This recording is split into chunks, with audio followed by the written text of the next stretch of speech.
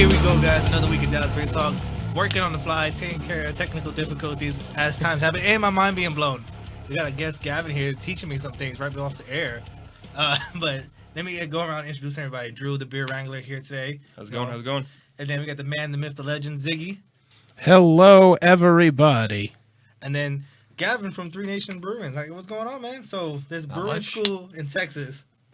Yeah, well, I think we originally discussed the conversation about, how'd you get into this, blah, blah. But yeah, we went to brewing school a long time ago, and it's gotten so popular that there's actually a brewing school in DFW. So and they actually send some of their, students over to us, and we kind of show them the ropes a little bit. And So you just it's the sensei now. No, it's been good because we need help at these places. Free labor. Yeah, free labor. Yeah, Definitely that labor helps. But trust me, we our job, we get free labor sometimes too. Yeah, definitely. From interns. Yeah. No other way. Well, thank you for coming on.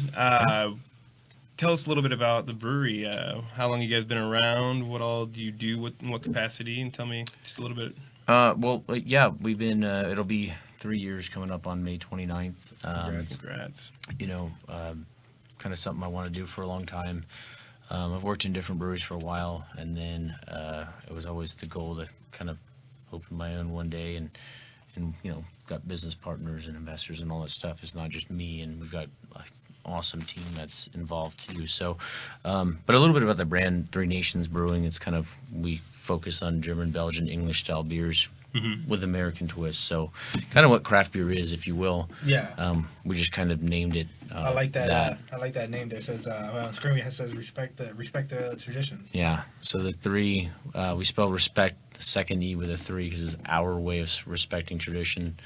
And we can kind of go through the beers here in a second, but that's more or less it. I mean, it's trying to create innovative new products, and I mean, if you can't do that these days in the craft beer market, it's hard as it is. And even if you can create really innovative and new, interesting products, it's still difficult. So it's been fun. It's been an uphill climb, that's for sure. So especially with all the saturation now, with all the breweries springing up, it seems like left and right. Yeah, there's a bunch. There's more to come. I think the marketplace is big enough. There's, let's call it 7 to 8 million people in greater DFW, but, growing. Yeah, and growing. But honestly, I mean, I don't think that in some ways the marketplace is ready for, to go from 2 breweries to 55 or whatever it is in 6 years. It's a huge, quick expansion. So, But we're catching up as a society, which is awesome. So, yeah, it seems like, the more and more, kind of craft beer kind of comes more prevalent, like the big name brands, like, the big beer companies and stuff, we're going to see like a lot of their, consumption go down, which I'm all for. So, well, I think, you've seen what some of the bigger breweries are doing. They're really jumping on like the really, like craze right now would be doing New England style IPAs. They're doing those. And, when you're doing insanely expensive beers like that to brew, and you're shipping across state lines, and you're trying to get them at a $7.99 or an $8.99 price point, I mean, who can really, quadruple dry hop, a New England style IPA and send it over 15 states and still make it affordable? It's just, there's a reason that all the beers, the New England style IPAs come, and they're traded from the New England area, because those beers are pretty much only purchased in that brewery. And there's some really good breweries down here doing great renditions of that style as well. Definitely. And hopefully we're going to try one here soon. Dun. Ours will be put in that mix sometime in the next few weeks. So very nice. Nice. Yeah. So it's exciting, man. It's exciting. It's good. I don't think just how much it's changed is crazy. I think I was telling you guys before I walked in here. 10 years ago, I went and sold the first keg of this brand I used to work for. And I talked to the guy today, the same guy that owns the bar, and he's like, this is absolutely nuts. We're the odd man out, because we keep the traditional European styles on draft. We don't rotate every 2-3 hours, or every 2-3 hours, every 2-3 days when a keg's empty. And we appreciate people like that. That's great. But at the same time, I mean, they got to take care of their business too. And when everyone else is on Untapped, and they've gone through Beer Advocate and Rate Beer. It's the culture that it's created over the last, especially probably 4 to 5 years in DFW. It's crazy. So if all their customers are saying, look, we want something new, they can't just buy the same beers all the time because they've got to, keep it fresh for them. So It has to be difficult on that aspect because I know we talk about this bar down the street all the time that we like. It's called Social Pie, and they're big onto like craft beer. But I think they hit a difficult mix where they have the popular craft beer, they have the traditional beers like the Millers and Buds and stuff like that, and then they try to rotate on it. But sometimes they can't keep up, and something stays on longer than they expect it to be. So it has to be difficult on their aspect as well as the breweries themselves trying to get in. it's funny because I was selling beer just in the marketplace with our distributor a second ago, and we were just talking about you'd mentioned our stouts, and we put out our horchata stout and just flew through and all the different bars we put it in, and there were 2 accounts in Dallas Fort Worth that just weren't their clientele didn't want it. So it's like you can't really predict, sometimes. So. Hit or miss. Yeah, I mean, you have an educated guess of what's going to sell where. Our less craft savvy beers are certain bars we'll approach with, and then you've got the really savvy craft beer bars where it's like, okay, you can't come to their table with something that you have available year round. You got to bring them the seasonals and stuff like that. Even though we'd love to sell our core brands because the core brands are really the ones that sell really well in package, but continue to selling on draft. It's you're fighting with the rotation game a lot of times. So True. Yeah. So what is a typical day kind of look like for you? Bless you. Sorry. Typical day look like for you? Well, I don't necessarily. I'm not on the production side anymore. Hired 2 insanely smart guys that are about 10 years younger than me that have able bodies, and they're still a young guy yourself, man. Well, Now, right? 21? No, exactly. I feel like that. But so they do all of our production. They brew all our beers. We sat down in November and we said, hey, let's all write the recipes together. There's no reason that I need to do all this on my own, and you guys are touching the equipment a heck of a lot more than I am. So. And the proof will be in the pudding here soon. And so we put together this weird horchata recipe that I'm excited for. It'll be interesting to see. I mean, it was one of those things where it's like, and I'm gonna steal a quote unquote play from one of our distributors' playbook. It's like the old West Coast offense that the 49ers coach put together years ago. Throw the ball to the side of the field where no one is. Well, guess what? Our side of the field tends to be the sweet beer category. We don't have really sweet beers right now, and we're seeing what some of the sweet beers are doing out there right now. And so we're like, okay, well, let's make this our March-April seasonal, and if it goes really well and it has legs, and I think it might, we'll see. Yeah. We haven't really quite officially released it, then maybe that's something that's got legs to go forward. But anyhow, everyone's just kind of all hands on deck. I do I've worked our tap room on Saturdays sometimes Sundays. I think this coming Sunday I got to go move some beer around and get some more beer ready for pickup on Monday. But for the most part, it's kind of just managing the whole business side. It's gonna be a little bit of everything, I guess. Then, huh? A little bit of everything, and then doing stuff like this with you guys. Yeah. Do you think that the underserving of the sweet beer market is kind of a symptom of the fact that the market seems to push so much to IPAs now, and that there's such a kind of a flavor profile that people like of that more bitter beer, and so it pushes the market that way, and so the sweet beers are underserved. Yeah, I mean, there's that definitely has a lot to do with it. When we wrote all the recipes for the core brands, we were like, okay, core brands that we're gonna have year round. And I'm not saying this is the right or wrong recipe for success, but it's like we want to have beers that are dry, because I kind of equate beer to Jolly Ranchers. If you eat 15 Jolly Ranchers in one day, I'm not going to come back to them for another 2 or 3 months, right? Yeah. And so when you go buy a 6-pack of beer, we want it to be dry so someone can open a second or a third one that night responsibly, right? Yeah. There you go. Responsibly. Definitely. But then, as time has changed, you've seen what Blood and Honey's done, and there's been a couple other brands out there that have sweeter profiles. Sweeter side, and the craft beer market's growing every single day in Dallas-Fort Worth, and the fact that more people are entering it every single day, it's like, well, not everyone's going to be ready for a Mango Smash or a GPA, for example. Not everyone's ready for a double IPA or a New England style IPA, for example. So you got to have those kind of gateway beers, and sometimes the gateway beers tend to be the sweeter ones. I think that that's how you got me. Yeah, I mean, well, I think that the reason Blood and Honey's done so well is that besides all the blocking, tackling, and the marketing they've done, it's been really a good thing. They really captured the female market really well with Blood and Honey, that's a huge thing, and it's getting bigger every single day. You mentioned the horchata. You wanna? Yeah, give it a shot? we can open it up. Let's see. Okay, that one's no. We're gonna save that one for a second. Let's grab this guy. You lead the way. Here. So, we're kind of racking our brains to come up with something interesting for 2018. Just a quick backstory. Yeah. Mango Smash was our it was our March-April seasonal last year, and it went so well on draft that we continued to brew it. And then we were like, look, this thing's got to become a year-round beer, right? Yeah. And I think that when breweries do new beers, I mean, yeah, sometimes you're going to want to do the really weird, hard-to-find stuff, for people that are really just trying to find, like, the whale, quote unquote.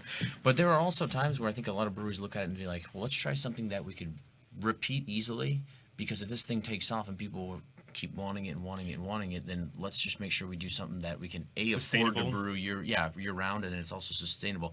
Yeah. So we're gonna see what happens with this one, but we put the recipe together. It was we used a Belgian wit yeast, so it's a 7% alcohol. Kind of, I don't want to call it a wit beer because we don't use coriander or any sort of citrus peel. We used wheat, we used rice in it, and then we used milk sugar. So it can almost be considered a golden stout to some extent. And then we added cinnamon, almond, and vanilla on the back end, and that's on the cold side. So now look, it's not the cheapest thing to brew, but when we kind of made the recipe, we kind of knew that on the back ends where all the expense is going to come from. The front end, we moved some things around. So you got a little residue of GPA. Why don't you just swirl that around real quick, drink it, then I'll give you a true pour. You ready? Sure, thank you. Okay. I can tell you right now, I love this beer. So yeah, true horchata. I mean, if you look at, I also have had a horchata before working in restaurants, and kind of went back and looked at all the different renditions of horchata, and I think that some of them have almond, some of them don't, and so we're like, okay, it was definitely the cinnamon, the vanilla was the theme behind it, and milk obviously, and then rice, and then some had the the almond, some didn't. So we're like, let's just throw the kitchen sink into this one, so to speak. So we got one of your cousins calling from New York. Hey, my people. He's probably Puerto Rican too. 917 number. Yeah, it is. Yeah. It actually is. Very nice. I see. I am from New York, guys. He's not lying. We were kind of laughing at him. He had this little brain fart the other day on one of the shows, and he was saying, talking about the capital of New York, and he was saying, instead of saying Albany, he's saying Albuquerque. You're like, are you sure? Are you sure you're from New York? Just faking this accent. That's awesome. It's been nonstop, especially my family back home who support the show. Yeah. The moment that the show launched, I haven't stopped hearing about Albuquerque. Like, really? Albuquerque? Like, you're born in New York City. Come on. Yeah, everybody knows it's Abilene, right? It is Abilene. Right? Abilene, New York. Wow. So my wife is Mexican. So I'm very familiar with horchata and stuff. So this, I swear to God, it tastes like similar to horchata. Like that's good. It's dead on. Yeah. I can't really taste the almond, but the vanilla and cinnamon is hitting you. A lot of the cinnamon. Oh, it's delicious. Just the smell is so rich, and then the taste completely delivers. Cool. It is wonderful. Thank you, Ziggy. That one. So I brought some samples around, and like I said, I mostly sell beer out in Fort Worth, and we went to one of the accounts, Beer Lady actually. Funny enough, and we were tasting beers with Shannon over there, and I was like, "Hey, I got this new one. She just got Mango Smash on Nitro. She likes our night. That's gonna be interesting. That's interesting. She likes putting stuff on Nitro, and so we're like, well, look, we're doing Nitro pretty much with every single beer that we do this year, except for the core brands. Well, sans Mango Smash. And she's like, this would be fantastic on Nitro. And I was like, she's like, it's already got the creamy mouthfeel, and then the milky sugar mouthfeel. And she's like, it's kind of like velvety, kind of real velvety, yeah. And so it'll be interesting to see what that tastes like on Nitro. So we're pretty excited about it, guys. I think we'll release this on draft this coming Monday, which would be March 5th. But the first official taste of this beer will be available March 3rd, this coming Saturday at our tap room. So this March 3rd, go check it out. I will be there the 5th to get my own take some home with me. Buy some, take some home So with me. I will say this. Okay, so our tap room's open Thursday, Friday, Saturday, Sunday. Okay. If you want to shoot me a text and come by Sunday, that's fine. Okay. We don't have the brew pub license, so we can't sell beer to go. And just to finish up on this beer, we are going to have it available in cans, but that's going to be coming in April. The idea is to kind of build up the interest on draft, like we did with Oh, Mango that's smart. Smash, and then when the cans come out, hopefully it moves like that Mango Smash did when we first. This came is out. gonna move. I mean, Yeah, this Thanks, man. It's We like hope. really solid. I go to Taps and Caps a lot in Fort Okay. Worth, and I always see the Mango Smash and stuff over Yeah, there. So we did an event with them the other night actually. So yeah, I think that we were talking earlier about the sweeter taste profile. Yeah. And I'm not much of an IPA guy either. It's just the aftertaste that it leaves. But this drinks so smoothly. Nice. We had a beer on a couple weeks ago that was a coffee stout, and it did not taste like a beer. It tasted like coffee. And I think that you have hit that just style of this does not taste like beer. This tastes just like horchata. And I really appreciate that. It is so delicious. It's so easily drinkable that It's as tasty. soon as it comes out in cans, I'm getting a 6-pack of this. Thanks. It's- Well, 4 packs, it's- but thank you. Yes. Yeah, 4-pack. I will be getting one. This is wonderful. yeah. Cool. yeah. I think it's kind of interesting because you'll get certain beers and you'll say certain aspects like taste is going to have this note, this note, this note, and it may not shine through necessarily as much as you think it might. Yeah. But yeah, definitely is advertised. Definitely tastes My like roommate horchata. would like this, Yeah. and we both don't like IPAs. Like, There we go. So who comes up with the recipes? I mean, you went to brewing school, so I did. So to start out of the gate, I wrote all the recipes. In fact, the stout you've had, and I told Texas Jackson to Xmas. listen. I don't know if he's watching right now. That's his recipe. So I've given like these guys are smart. They Yeah. know what works, what doesn't. They've got a good base to go off of, and all the recipes we wrote for 2018, we all worked on them together. So it's just like I said, team effort. It's not about an individual. It's about a team. And so far so good. So far so good. So we're pretty excited about the rest of the beers this year. So what does the creative process kind of look like? So do you guys have you try a certain beer and you're like, hey, we could do something similar, or we have an idea, like add on to this, or you guys just throwing like crazy stuff out, like, hey, what if we added this to that one? how did you come up with the horchata? Like, I want an horchata beer. Like, how are we gonna go break it down, or you just start throwing? that's things actually a out real good question. So we haven't done a whole lot of small batch stuff, but I think it was late last year. I was brewing for whatever reason, and Jackson, our head brewer, was there as well. And I was like, dude, let's do this. Like, I'll brew on the big system. You've done this 1,000 times. You do the small system. And it's like, let's come up with an horchata beer.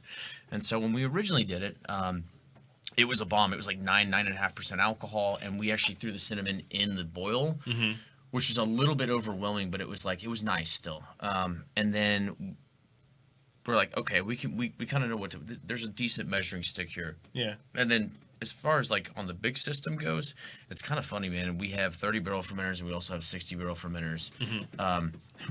We'll just throw one in a 30 barrel. We'll taste what we like about it, what we don't like about it, what needs to be adjusted. Brew a second 30 barrel batch, and then you blend them, and then you know what you have going forward from there. That's interesting. That sounds fun. So far so good. I mean, knock on wood, it hasn't really backfired yet. Right. No, it just So- sounds fun. Is it difficult to scale up from like a small batch? I mean, so they always say that, so we do 10-gallon batches on the small system, and our 30-barrel batch is 930 gallons. So it's like, yes, multiply by 93 is not always the best way to do it. But you just have an idea because, so for example, when we do a new IPA, which we'll try the new one next, we know what kind of like bitterness we're getting. We have a calculator and a formula, but we always know that like if it reads this, it's going to be a little bit lower just because we know our system quite well. Okay, And gotcha. my calculator is basically from this large scale brewery I used to work for, and it's pretty accurate. But their kettle's a little bit different than our kettle is, right? They were a 70-barrel kettle, and we were a 30-barrel kettle. So it's not always just like, multiply by 93 and here we go. True. And then you just know when to err on the side of caution. And I'll give you an example with this beer. So when it was in the fermenter, and it was done. So we did a 30-barrel batch, then we went up to a 60-barrel batch. So we're blending 90 barrels together, right? We pulled a little bit off of each, so like 1/3 off one fermenter, and then 2/3 off the bigger fermenter, and then we add what we thought was the right dosing of vanilla, almond, and also cinnamon. And then that's a really good measuring stick because you can say, okay, for this 5-gallon batch, we've got X amount of cinnamon, vanilla, and almond. And then you can say, well, in a 30-barrel batch, there's 180 slim kegs, so we kind of go from there. But err on the side of caution with cinnamon because when you're putting it in a big tank, it's a little bit different. If there's going to be an element in this beer that we don't want too much of, it's obviously the cinnamon. So I was going to ask about that because you said that the first time that you tried this, you put it in with the boil. That's right. And it was a little much. Uh-huh. And so when that happens, when you're trying to go for hints, but you find that it's more overpowering, is that more of a kind of intuitive part of the brewing process? This is how you switch that to pare that back? Or is it just putting it in less or at a different part of the process? Kind of how is that different part. work? So how do I explain this? Okay, so if you've added like salt to cold water, it doesn't like just immediately dissolve, right? If you add salt to boiling water, it dissolves immediately, right? Yeah. And so that's kind of the thing. You get the essence from the salt a lot more in boiling water, Ziggy. And then if you go into cold water, like let's use cold water, cold beer as the example, with cinnamon, you're going to get less essence from the cinnamon on the cold side than you are on the hot side, right? Yeah, it would be less pervasive, kind of. Yeah. So yeah, I mean, there's, new IPAs. Got a really good idea of what we're going to do with it. Don't even do any small test batches. Weird stuff like this, you got to throw something out there to kind of just not, quote unquote, shoot yourself in the foot. Really innovative beers. And then for the stouts that we do, the ones that, you like, Drew, it's just, we know what the base recipe it is. It's the same thing every time. And then we always Like tweak it a little bit. on the back end, what we'll do is where we add our elements. You know what I mean? So, and that's once again, get a slim keg, find your elements. Rest those elements on that beer, and then scale it up to a bigger batch. So That's pretty smart, man. That's pretty smart. well, don't lose the whole thing if you go too hard on something. Yeah. So As a a brewery owner, and one that's trying to find out what will sell and have repeat business, you got to just know what your clientele is looking for, and that's always a hard thing. And I'm not saying we figured it out at all. I agree. think we've nailed on some things, and some things we thought would be a home run, kind of either missed the mark because maybe it was the price point, or maybe it was something that we should have just done draft only or what have you. So there we go. Nice. Ziggy's got that up. Thanks. Those actually those 4 we have, and the Bull's Brown, English Brown, that was one we released in October of 2015, and I don't think Texas Gold is still, even up there, I still like the logo. For some reason, that sticks to me. I don't know why. yeah. It's the black gold kind of picture where you have looking for gold. I'm looking for oil back in the days. oh yeah, the designs, like the American wit, the use of Mark Twain just makes me so happy. I noticed that pretty earlier. neat. I like the gorilla one too. I was like, but the simplicity of what you were presenting in that Texas Gold is just perfect. It makes sense. The Yeah. black gold rush back in the days. Yeah. Yeah. Yeah, I think, and once again, I think, rewind to 2010 or whatever it is, it's like if you had packaged on the shelf, it didn't have to be the most attractive thing because there wasn't a whole lot you're competing with. True. But now, it's like, you don't have money to go send people to do retail demos in every single store in DFW, so if you got any sort of way to win on the shelves and something catches their eye, then you got to do it. You got to spend the money on it these days, so. Yeah. I think, like you're saying, you kind of start them off with a couple different ones, and I think it might just be finding that springboard, because a lot of them. I know when I first started drinking craft beer, like I had no idea that kind of, complexities, tastes existed outside of what I thought was beer, right? Yeah. And so if you find something, you kind of springboard them onto, then expand their palate and push them further, and then I think that's kind of how I approached it when I started going through it. So. There we go. Well, guys, I'm gonna probably rinse your glasses with a little bit of GPA because we've got some horchata. We talked about this in the past that we're gonna have water here so we can rinse it out ourselves. That's okay. So we're gonna rinse it with a hoppy beer before we open up the NE style. Let me open this. Is that gonna work? I think we if we break this. You got a pen or something? I got my keys. Okay. He has let's the go strong thumb. fingers. There you go. Yeah, those Olympic thumbs. So just give it like several swirls. Get that vanilla and almond-esque out of there. Solid beer, by the way. I had it before the show while I was in the beginning of the show drinking it. Yep. Solid. Definitely. We've been working on our rating scale too because we want to do our own rating scale. Okay. That was Instead of definitely just, straightforward numbered. Kind of make it yeah. Instead of thumbs up, thumbs creative. down. Okay. Like the top 2 rates would be like phenomenal. Like that IPA we just had, that's phenomenal. Okay. You know, and I have like Obama thumbs up for him holding a beer kind of picture that I have set up for it. And then the other one is crushable, and this one's definitely a crushable beer, meaning like you will love to drink as much as you can. Definitely. It's gonna linger. I think I got mostly hops in my glass. We should be okay. What do y'all think? I'm down to try. Where we I like this one. Yeah. Which one? This is a solid beer. This is Well, like, this is kind of our rinse for the New England style, which is Okay. coming up next. So Ziggy, this would definitely be we could drink at the comedy club this Saturday. I could totally use this between sets. Like it's very mellow. It's not overpowering. I'm not going to get hammered on it, so I can drink it before I have to go up again. So it works well. to your point, Ziggy, the world record for consumption of GPA is 19 pints in 3 hours from one of my good friends. 19 pints? 19 pints in 3 hours is very impressive. I want to break it. I want to. I don't even know how you can fit that much liquid in your body in that time. That'll be our July 4th episode. Yeah. Yes.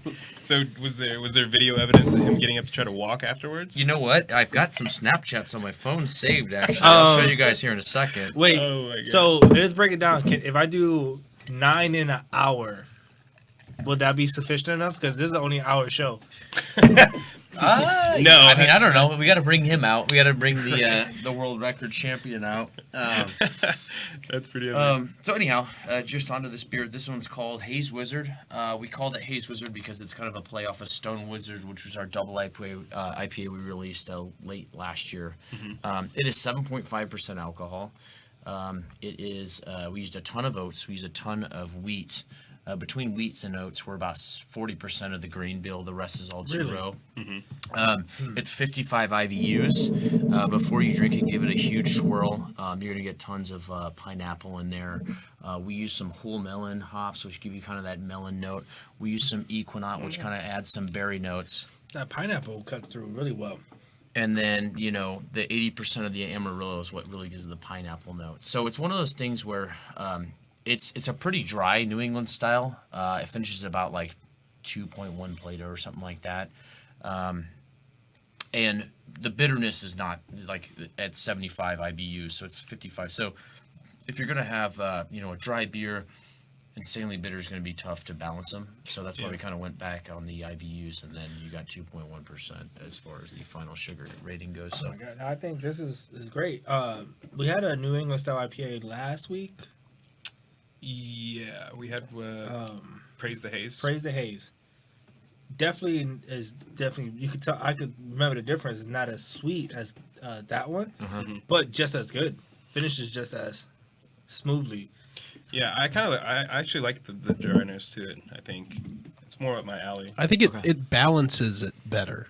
I think with the dryness, you're hitting the midpoint between the sweetness of the pineapple and the melon and the bitterness of the hops. And so I think that it's a more complementary flavor profile. that was very scientific, Ziggy. That was great. Put that down. Yeah, I think and don't forget, I filled this bottle at like 10 a.m. this morning. Come to the tap room, pour it right into a pint glass. A snifter glass, and by the way, we filled this from the fermenter. It's not actually fully carved up, so. And we maybe have a little residual horchata in there too. But no, come by on March 10th, which is a week from Saturday, and try it, and get your true thoughts on it and judge it the way you like. Yeah. So I will definitely come up there for sure. This one's going to be draft only, and then we're doing four total variants this year. So we'll do 3 others. This first one we did Amarillo hops as a showcase. The next one will be, I think it's Mosaic, and then it goes into African Queen, the third variant, and then the fourth variant is Azaka, I think. So we're mixing other hops in there with the dry hop, but really 80% of the dry hop is with the featured hops that I just mentioned. So That's Nice. interesting. yeah, It's not even though you say it's drier. I don't feel like it's a dry. When I think of dry, I think of like certain wines or dry wine or something. Nothing near that aspect of it. well, you get a lot of flavor from the dry hops too. So you get a lot of that pineapple juice too, which The pineapple helps, is what yeah. I mentioned. The first thing I mentioned, for some reason, that's sticking with me more than anything else. Good, very good. So that's why I guess another reason why I like it because I love pineapples. There you go, man. There you go. Cool. So those are the two.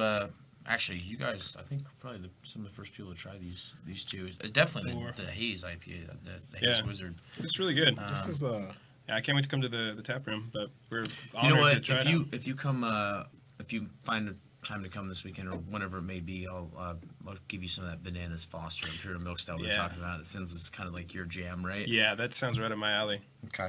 Yeah, I mean, Stouts is where I'm at. Me and my roommate drink stouts all the time. Come meet the head brewer and tell him, Thank thanks you. for that Texas Xmas. yeah. That one's been a really a big winner for us, and that one we'll put in the cans November, December this year. Oh man, I'm gonna Man, keep you that got stock. amazing for free. plans coming up. It's like exciting.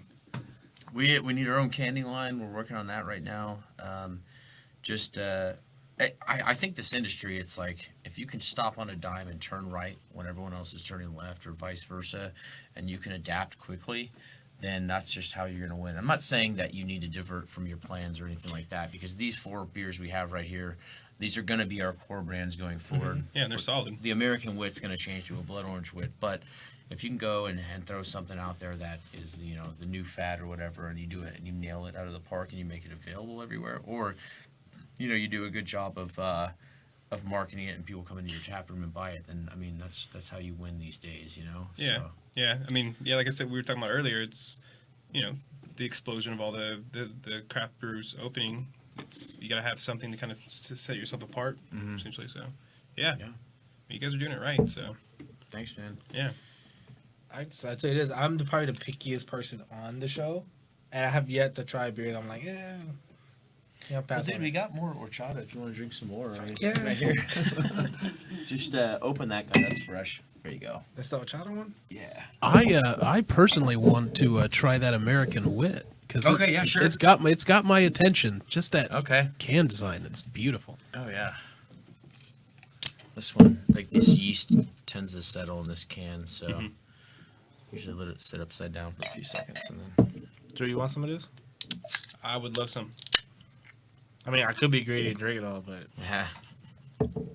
So I know my my wife would love the American. Look at that. Wait, I'm sorry, I don't mean to cut you off, but look at that. Look at that artwork there. It's. I know it's a ongoing gag now of me saying phenomenal, but it's fucking awesome and phenomenal. Look at that fucking artwork. You can't just throw an expletive and be like, changes to phenomenal. We were going on about him saying phenomenal, so I think the counter's up to 50. I'm just gonna put the counter at like 50. we got different This one- levels. This is phenomenal. Is This it is fucking phenomenal. It's fucking phenomenal. No, it's clever. It's freaking clever. Yeah, man. There you go. That one's for Ziggy. Thank you. Salute. Cheers, So- fellas. So, kind of going back to a little bit of what we were saying earlier, the different, how your taste kind of changed going into the industry. When you first, I know for me, I started out really into IPAs, like from the get-go. I was really down with IPAs and kind of a hophead.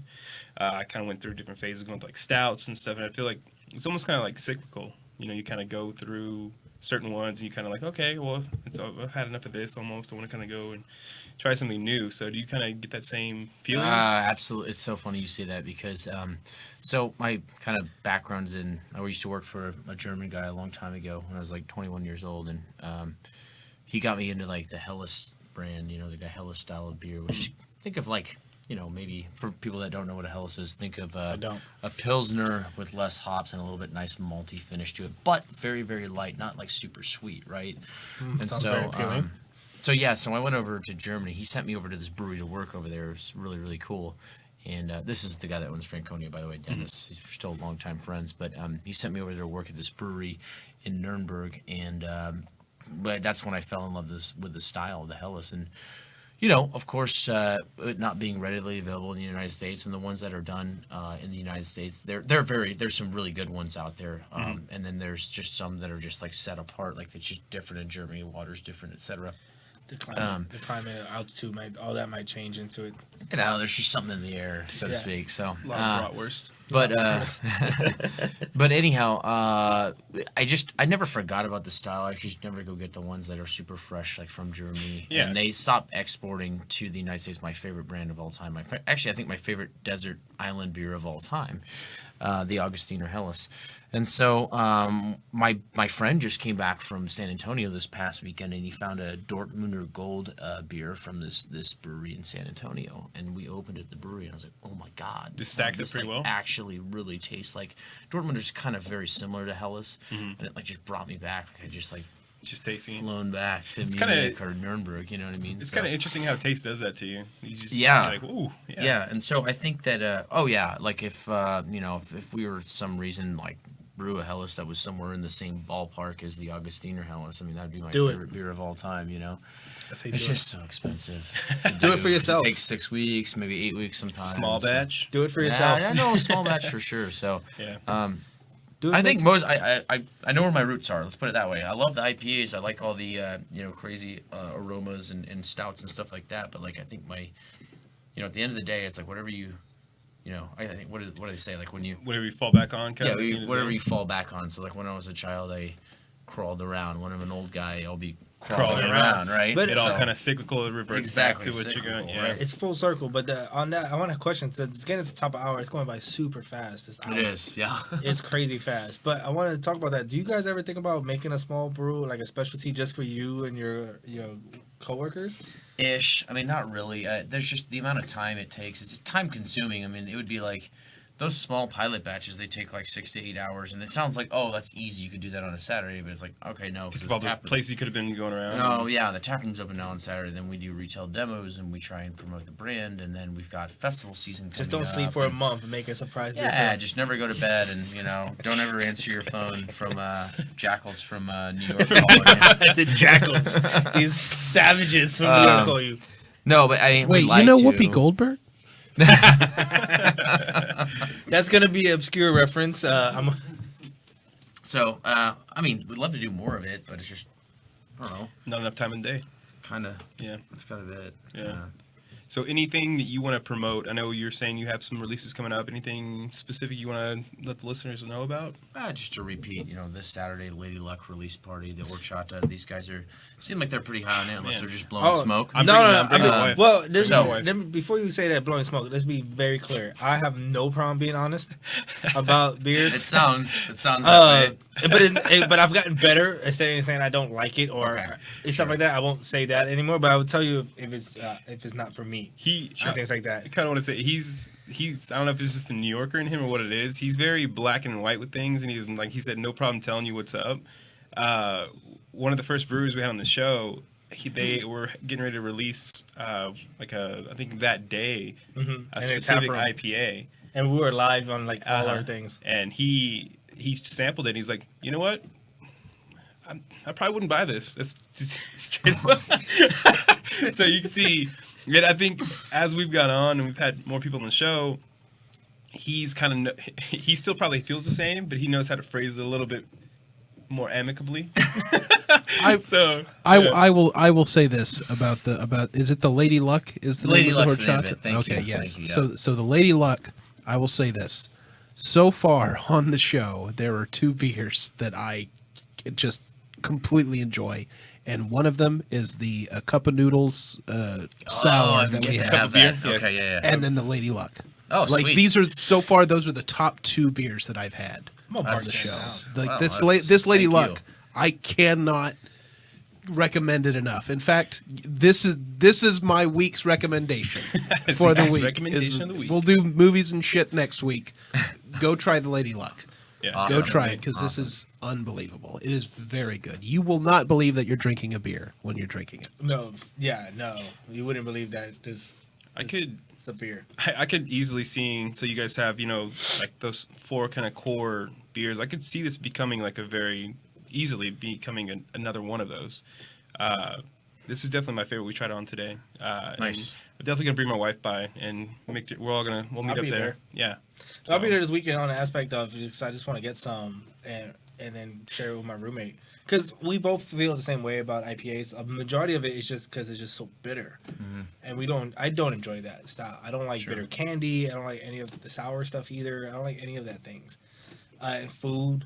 So, but this will change your perspective on it because none of those negative connotations I have in my head for IPAs is here. Like it's Well, this is more of a like a wit beer. Yeah, I mean it's we use a Belgian wheat yeast, and then you know, it's not like like I said, we didn't use coriander or spices or anything like that. So, but yeah, I mean it's still phenomenal. Whatever it is, We'll see. it's whatever it is. That's Whatever it is, it's phenomenal. Listen, hey, you guys come by on Saturday. Just Drew, shoot me a text. Yeah. What time we can expect you? Yeah, for sure. And then I'll show you around and kind of like what makes Three Nations tick. I mean, I didn't really touch on like the aromas of all the beers. Coming from like a chef background family, parents in the restaurant I was business. gonna ask. I want to. Smell opens up flavor at all times. Always opens up flavor, and so I think that. And I'm not saying a We lot got of breweries Three do. Nations on the Facebook. Yeah, there you go. A lot of breweries do a really good job of like, look, you pour beer in a glass. When you smell it, it should excite people. It's like walking into someone's house for a dinner party. You walk in and it smells good. You're like, oh man, I can't wait Food's to gonna be eat. good. That's the kind of the experience we want to give our customers, and hopefully that's translating. So. Smell on this horchata beer is you hit it. But maybe next time you come on, we could talk about more of the family background. Like, what made you change from not cooking into beer? He brought all that up. I wish we had more time because one of the things that I want to touch on next time maybe is I want to know what y'all's family reunions are like. When y'all everybody gets together because you said you have a chef brother and you bring the booze. Father's and the chef. Yeah. Father's a chef too. Everybody gets crazy. So They drink a lot of wine though. They're not. Yeah. They're into beer to some extent, but my dad's like, he's kind of like, oh, it's good. Yeah. It's good. He didn't give me. You're any like, come on, feedback. Dad. Yeah, it's okay. It's good. But I get it from the beer side from my mom. She's English, so. Nice. Yeah. Nice. Well, you're doing it right. Appreciate you coming on the show. Phenomenal. Fucking phenomenal. A+. A++. I like that. All the way from Albuquerque. But yeah, man, this has been a good, solid show. Time goes by, it always does, inevitably. It goes by really quick. So, Especially when we have great guests on. This show goes by too fast when we have great guests on. Thanks, dude. Thanks Yeah. for having us. I think it was funny. I just Facebook messaged you guys. I'm like, I think I haven't done this yet. And Yeah. you guys are nice enough to, send an email back and go Yeah, from there. So. for sure, man. Yeah, we'll have you on again, and we'll talk about any new beers and events coming up. So it's been We'll awesome. be there to support definitely. We'll continue working on our back end. We're trying to work on recording on site places. Oh yeah, if you want to come do that, let me know. That sounds like fun too. Set up a show at the brewery or something. Oh yeah, we did it. We've We're gonna done a work on that podcast before too. So That'd be great. That'd be actually great. Yeah. But on our end, listen, we're working on a lot of things. So we got our SoundCloud fully updated. We'll transfer everything to Google Plus, YouTube, Facebook, everything. You can find everything there. Please follow us wherever you can. Instagram as well. Patreon, we're working on that too. So as we get further along with that, as well as with our new logo, we keep you guys updated. So we're working on new things. We have our new website finally fully launched. So doing big things. And then we're great friends like Three Nations here and like all of our friends from Pit Cola's Bitter Sisters. Everybody who shows support, like listen, I learned from you today, and like I said, I'm mind blown about the school for brewery. Something so simple. blown. That's what he's taking away, the nugget. Mind That's all blown. right. That's good. You can go to school for beer? Exactly what I said in my head, but I did not say that out loud. That's funny. It's mind blowing. I freaking this is one thing I was afraid of to get into craft beer is a lot of people being d bags, and everybody's been great. Everyone's been solid. Everybody's been super chill, understanding. Well, there was that one guy. We ain't gonna talk about him. There's that one guy. But everybody, for the most part, has been great. And on that note, I want to leave on a happy note. I want to say thank you guys for watching, supporting us. I love you guys. Everybody drink responsibly. Have a great weekend. Check out Three Nations. Definitely. Great beer. Great beer. Try this Lady Luck as soon as you get the opportunity. Yes, definitely. All the way around. Thumbs up to all of us. Love you guys. Be careful. Thanks.